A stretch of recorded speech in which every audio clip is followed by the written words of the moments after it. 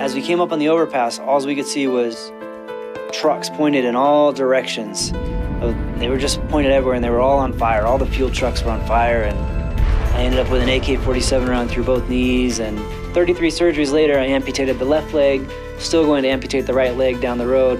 There's so many things that hinder my day-to-day activities.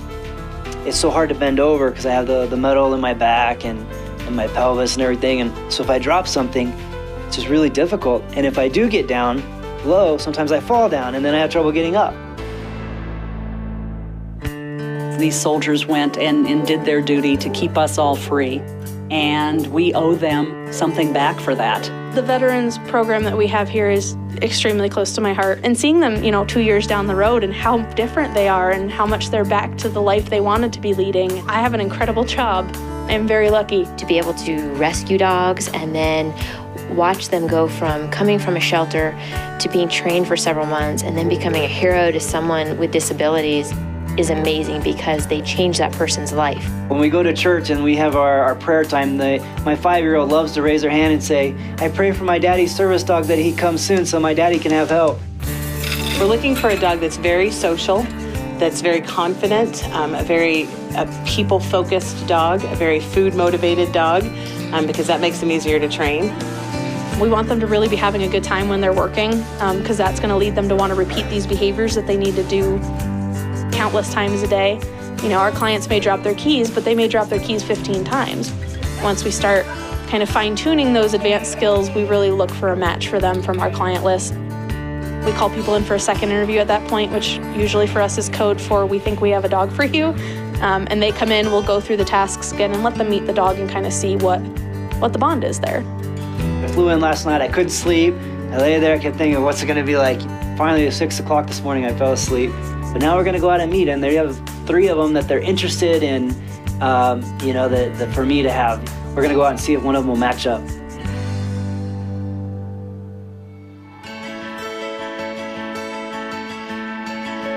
Hi, they're just crutches. Justin will be a great, super easy placement.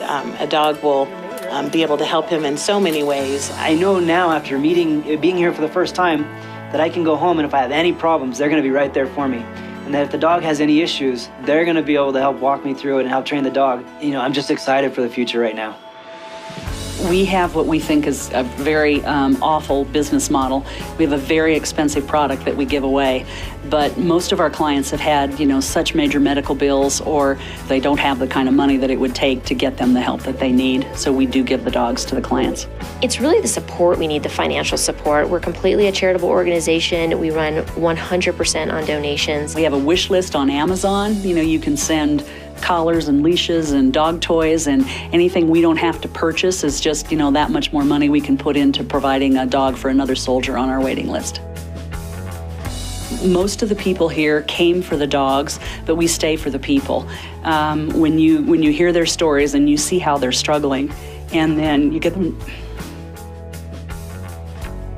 them the dog, which literally gives them their independence back and makes them feel, more able to be a part of the community again. That's what makes it all worthwhile for us.